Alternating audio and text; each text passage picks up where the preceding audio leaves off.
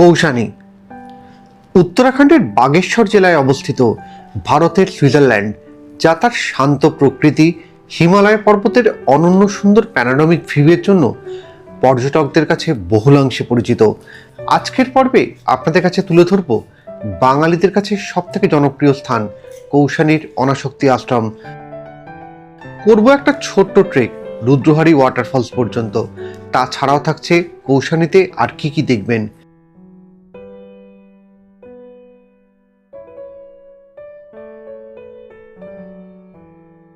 কোথায় বা খাবেন?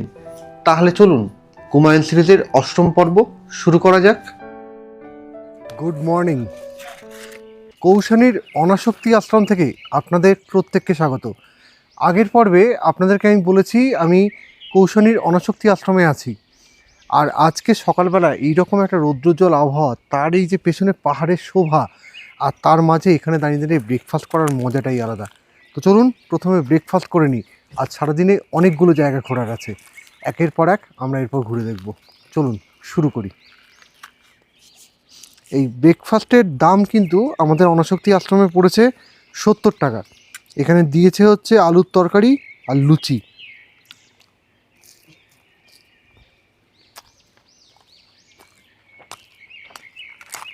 বেশ ভালোই খেতে।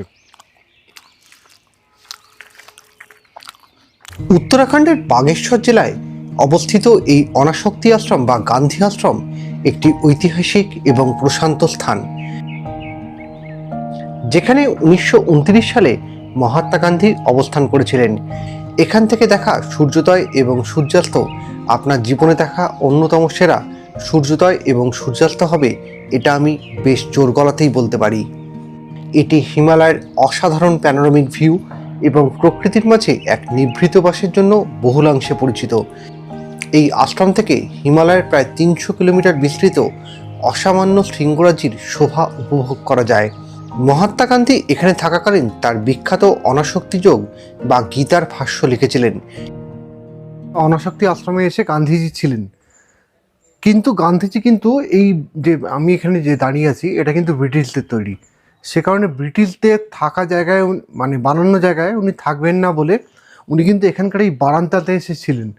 যারা অনাসক্তি আশ্রমে থাকবেন না তাদের অনাসক্তি আশ্রমের ভ্রমণের সময় মাথাপিছু 20 টাকা করে প্রবেশ মূল্য দিয়ে টিকিট কাটতে হয়। সাধারণ পর্যটকদের জন্য এই আশ্রম সকাল 7টা থেকে সন্ধ্যে 6টা পর্যন্ত খোলা থাকে। এইটা হচ্ছে কটেজ, ঢুকছি। উফ, কাজ কি কাজ! উফ, জ্যাক লাগানো। এখানে একটা বাইরে ডাইনিং টেবিল আছে, আর এই হচ্ছে রুম। উফ,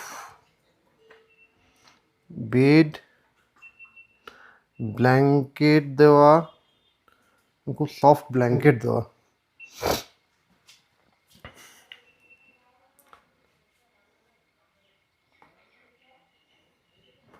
পর্দাগুলো ভালো, আর ভিতরে পাইন কাঠের কাজ করা। এই হচ্ছে ভিতরে ওয়াশরুম, ওয়েস্টার্ন কমোড, বেসিন।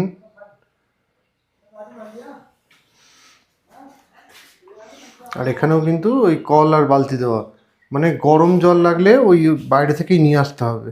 এটা কিন্তু এখানেও সেই একই সমস্যা। এদিকে আয়না,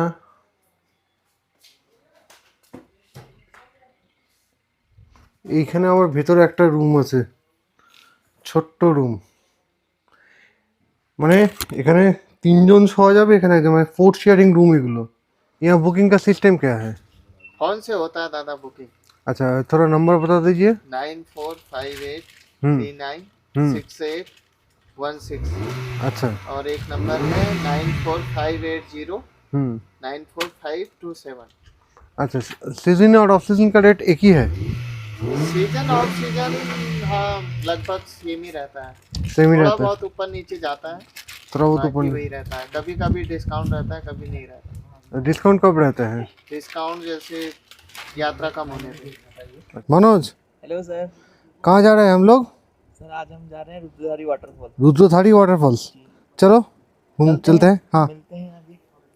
আমরা ছোট্ট জনপদ কৌশানীর শান্ত বাজারকে পিছনে রেখে গ্রামের রাস্তা ধরলাম।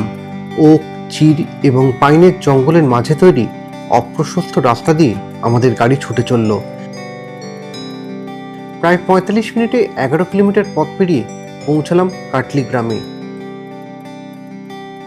পথে মনোজের থেকে শুনলাম অনেকে কিন্তু কৌশানী থেকে পুরো রাস্তাটা হেঁটে রুদ্রহারি ওয়াটারফলসে গিয়ে থাকেন। সেক্ষেত্রে যাতায়াতের দূরত্ব পড়ে মোট 27 কিলোমিটার। কাটলি গ্রাম থেকে রুদ্রহারি মন্দির মার্গের দূরত্ব 1 কিলোমিটার।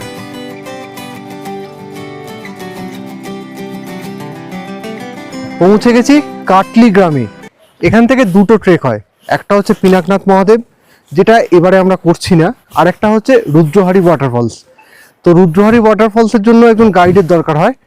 তো এই দোকান, এই যে আমার পেছন দিকে এই দোকানের মালিক হচ্ছেন আশু কানপাল। উনি নিজে আমাদের সঙ্গে যাবেন, উনি আমাদেরকে রুদ্রহারি ওয়াটারফলস নিয়ে যাবেন এবং তারপর উনি আমাদের সঙ্গে ফিরে আসবেন। তো তার আগে ওনার দোকানে একটু চা খেয়ে নেবো, গরম গরম চা খেয়ে তারপর ট্রেকটা শুরু করব। সকাল 10টা 10 কিন্তু এখন, এবার कौन शेष करी ट्रेकटा सेटा देखार विषय। तो आप आज हम लोगों के साथ जा रहे हो? जी जी ठीक है। ये आना जाना कितना 3 किलोमीटर है। चढ़ने में कितना टाइम लगेगा? आधा घंटा लगेगा। और उतरने में भी 20 मिनट 15-20 मिनट आधा घंटा लगेगा। ठीक है, चलिए। आपके लिए बहुत बहुत धन्यवाद। एकदम एकदम। यही है मनोजर गाड़ी। मनोज, तुम्हारा जोश का भी कम हो गया है क्या? हाँ सर, आज तुम इतना सूखा सूखा लग रहे हो। आज थक गए ना हो, थक गए होंगे। थक गया। মিনিট দশেক গাড়িতে পৌঁছে চলে এলাম রুদ্রহারি মন্দির মার্গের সামনে। এই হচ্ছে রুদ্রধারী মন্দির মার্গ। কাটলি গাঁওয়ে যেখানে আমরা চা খেয়েছি সেখান থেকে 1 কিলোমিটার মতো রাস্তা উপরে মনোজ আমাদেরকে নামিয়ে দিয়ে গেল। এবার এই রাস্তা দিয়ে এগোতে হবে। চলুন এগোই।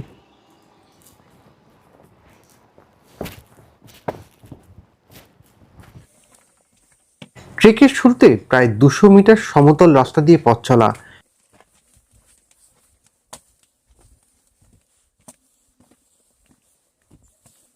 খানিকটা হেঁটে দাঁড়িয়ে পড়তে বাধ্য হলাম। সত্যি প্রকৃতি কুমায়ুনকে তার নিজের হাতে সাজিয়েছে, একথা হলপ করেই বলা যায়। এখানকার আকাশ, গাছগাছালি, পশু পাখির ডাক আপনার মনকে এক অন্য মাত্রায় নিয়ে যাবে।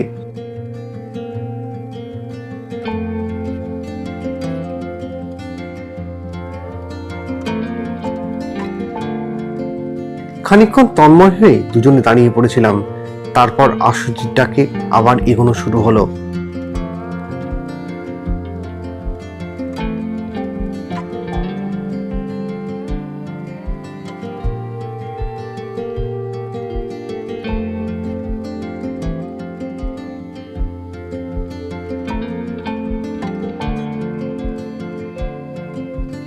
আস্তে আস্তে চড়াই শুরু হলো। খানিকটা উঠেই অনেকটা নিচে নামতে থাকলাম। पथ एखाने बेश अनेकटाई अप्रशस्त। ये हमारी बाजू से जो नदी जा रहा है, हाँ कोशी नदी। ठीक है, चलिए।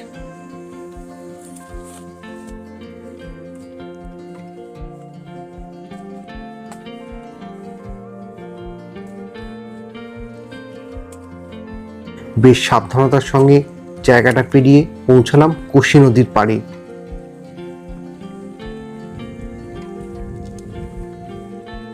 চন্দনদা, কেমন লাগছে বলো?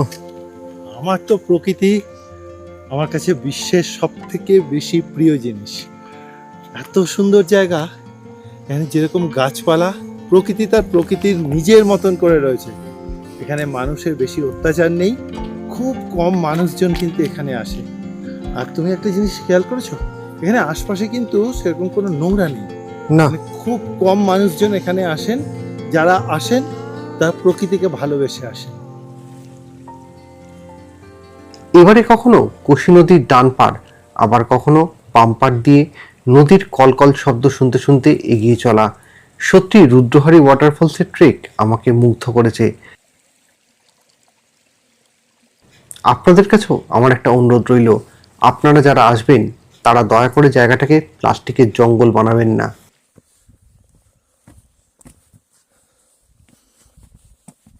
চুপচাপ প্রকৃতিকে আবার খানিকক্ষণ উপভোগ করে শেষবারের মতো কোশি নদীকে পেরিয়ে নিলাম।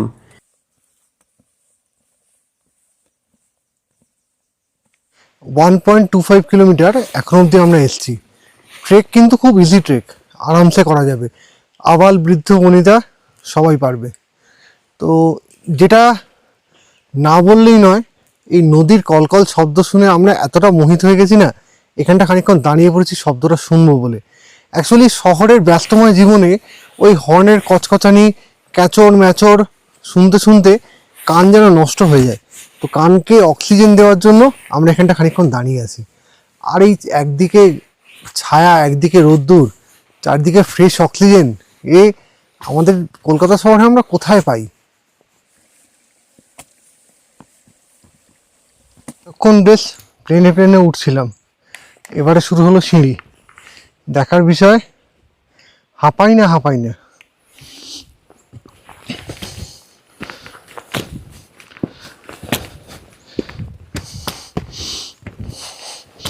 মিনিট 3 মধ্যেই পৌঁছে গেলাম রুদ্রহারি ওয়াটারফলসের সামনে।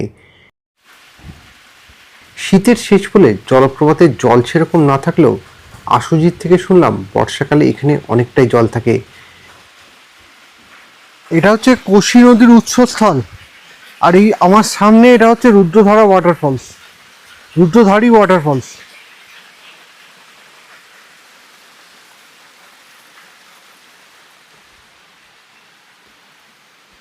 आशु जी, ये कोसी नदी का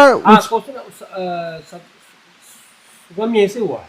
शुरुआत यहीं से हुआ, जी। और ये पीछे है रुद्रधारी वाटरफॉल्स। बस ये पीछे है। अच्छा, और ये माज ना कोस एक घास होती है। हाँ कोस एक घास होती है ना। हाँ जिसको हम कोस रात में लेते हैं। हम्म। उससे जड़ से पानी निकलता है। अच्छा, हाँ, उससे जड़ से पानी निकलता है। बहुत बड़ा पत्थर है। जो कूस बस उसके जड़ अच्छा। से पानी निकलता है। उसका जल से पानी निकलता है, जी, जी। मैंने ऊपर में कूस गाछ है। हाँ हाँ, अच्छा, इसीलिए इसका नाम है कोसी कोसी नदी। नदी है। আচ্ছা, ঠিক আছে, বহুত শুক্রিয়া। जी जी। এই জায়গার বিউটি কিন্তু ইমেন্স। আমার ট্রেকের ভান্ডার হচ্ছে, এই নিয়ে জীবনে 6টা ট্রেক করলাম আমি এখনো অবধি, কিন্তু এই জায়গার বিউটি সত্যি মানে কোনো তুলনা হবে না। এখন যেহেতু শীতকাল, সেহেতু জল অনেকটাই কম। বর্ষাকালে এলে এই জায়গার সৌন্দর্য কিন্তু অন্য মাত্রায় পৌঁছে যায়, যা আমাদেরকে আশু ভাই নিজের মুখে বললেন যে आप कभी भी हो सके तो बरसात का मौसम में आ जाना, ये जगह बिल्कुल पहचान नहीं पाओगे जैसा आप देख रहे हो। তো যাই হোক, ফিরতে হবে 1.5 থেকে 2 কিলোমিটার রাস্তা, আবার হেঁটে নামতে হবে। যদিও নামার পথে সময়টা কম লাগবে, ওই লাস্টের দিকে খানিকটা অংশ ছাড়া ওখানে কিন্তু উঠতে হবে, যেমন আরাম করে নেমেছিলাম আমরা সেরকম ওঠার ব্যাপারে। তাই এগোই, এই হচ্ছে রাস্তা, চলুন ফ্রি।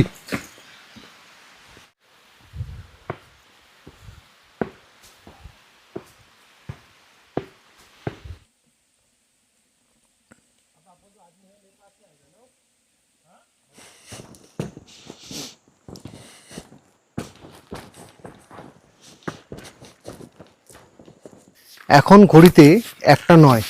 আমরা ভিডিও করতে করতে উঠেছিলাম, উঠতে সময় লেগেছিল 50 মিনিট, নামার সময় লেগেছে 17 মিনিট মতো। মাঝের সময়টা আমরা ওখানে বসে ওখানকার শোভা উপভোগ করছিলাম। যাই হোক, কাটলিগাঁওতে পৌঁছে গেছি, যেখান থেকে ট্রেক শুরু করেছিলাম। এবারে এগোনো যাক, ট্রেকিং তো হলো, এবারে मनोज আমাদের কোথায় নিয়ে যায় দেখি। मनोजকে জিজ্ঞেস করি, मनोज कहाँ लेके जाएंगे? अभी कहाँ लेके जाओगे? চায় বাগান। তো मनोज এখন চা বাগান দেখাতে নিয়ে যাবে, এখানে নাকি চা ভালো। मनोজের কথা অনুযায়ী দেখা যাক।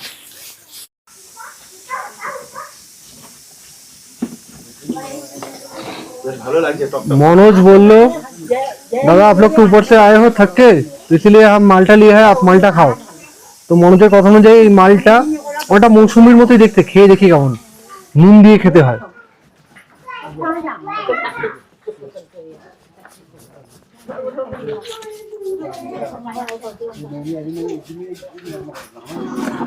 একটু নুনটা একটু টক টক, নুন দিয়ে কিন্তু ভালোই খেতে লাগছে।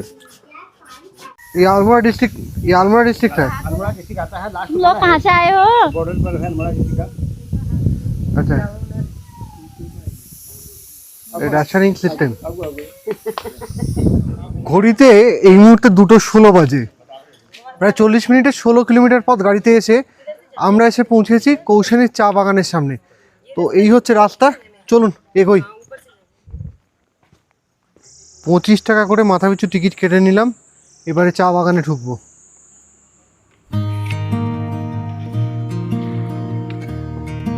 কৌশানীর চা বাগানের ভিতর থেকেও হিমালয়ের অনন্য সুন্দর শোভা উপভোগ করা যায়।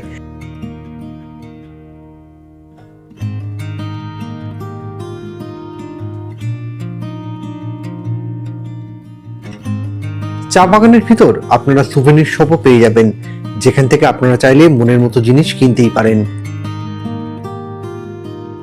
বলা হয় কৌশানীর চা বাগান এক অনন্য শান্ত এবং সুন্দর পর্যটন কেন্দ্র, যা প্রায় 208 হেক্টর এলাকা জুড়ে অবস্থিত। এখানে চমৎকার অর্গানিক গ্রিন টি উৎপাদিত হয়। যদিও এই অঞ্চলের চা বাগান কিন্তু ব্রিটিশদের হাতেই প্রথম স্থাপিত হয়েছিল। কি হচ্ছে একদম চা বাগানের এন্ড, এই ওপরে এসে এই চারপাশ থেকে কামেট, এই নন্দা দেবী 1-2 নন্দাঘুন্টি, আর এই সামনে পঞ্চচুল্লির যে সৌন্দর্য, এটা তো আমার লাইফের অন্যতম প্রাপ্তি। এই জিনিসটা কিন্তু নিচ থেকে পেতাম না, চা বাগানের উপরে এসে আমার এটাই প্রাপ্তি হলো। যদি চা বাগানের কথা বলি তাহলে আমাদের নর্থ বেঙ্গল যুগ যুগ জিও, অনেক সুন্দর দেখতে লাগে এর থেকে। আর একটা কথা, সেটা হচ্ছে যে আমরা প্রায় 7 দিন হয়ে গেল কুমায়ুনে আছি। 9 তারিখে এসেছি, আজকে 15 তারিখ। এই প্রথম দিন আমাদের কিন্তু একটু শৃঙ্গগুলো এই বেলা 2:30-এর সময় দেখতে একটু অসুবিধা হচ্ছে, নাহলে রোজই যখন দেখেছি একদম পুরো ঝকঝকে আকাশ ছিল। যাই হোক, নিচে নামি চা বাগানের প্রসেসিং ইউনিটটা একটু দেখে নিতে হবে, কীভাবে চা তৈরি হয় সেটা একটু দেখবো। দেখে এখান থেকে বেরিয়ে গিয়ে কিছু খেতে হবে। চলুন এগোই।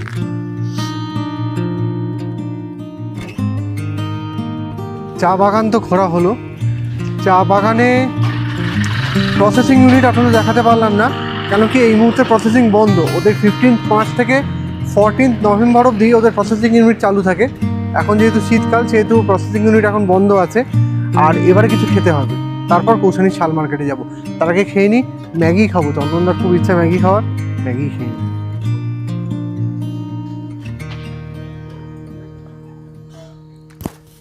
গাড়িতে করে মিনিট 5 আসার পর পৌঁছে গেছি কৌশানীর বিখ্যাত শাল ফ্যাক্টরিতে।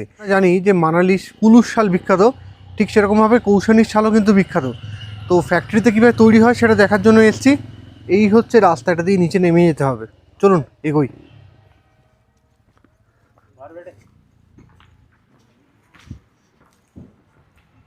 খানিকটা রাস্তা নিচে নেমে পৌঁছলাম শালের ফ্যাক্টরিতে।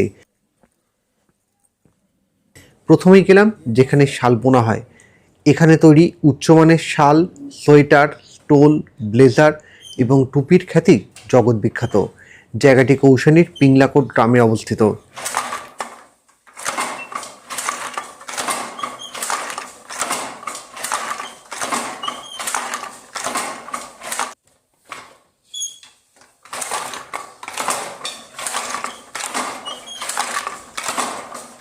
ये क्या बन रहा है सर?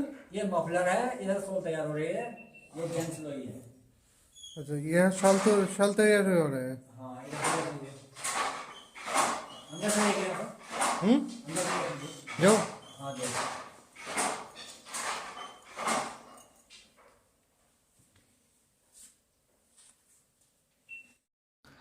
এগুলো হচ্ছে জহর কোট, এর প্রাইস হচ্ছে 1250। पूरा प्लेन है, पूरा प्लेन। और जो वो वाला जहर कोट 1450 1450, ये 1350 1350। ये स्टोल का बोले आप 850। 850 अच्छा, और ये वाला ये भी 1050 1050। ये वाला 2650 26 ये बीच वाला 2650 ना, साइड वाला बीच वाला ब्लैक वाला। बीच वाला। ये ब्लैक वाला कितना है? ये ब्लैक वाला ये तो साइज के हिसाब से रेंज होता है इसका। ये 1050, 1150, 950 अलग अलग रेंज। अच्छा, साइज के हिसाब से स्मॉल 950, 850 से 850 से 850 से 1250। हाँ, 12। अच्छा, और ये स्वेटर कितना बोला आप? ये 1250 में 1250 में फुल स्लीव है ये। হাফ স্লিভ আর ফুল স্লিভে। কৌশানীর শাল ফ্যাক্টরি তো দেখা হয়ে গেল, এবারে ফিরতে হবে গান্ধী আশ্রমে সময় মতো।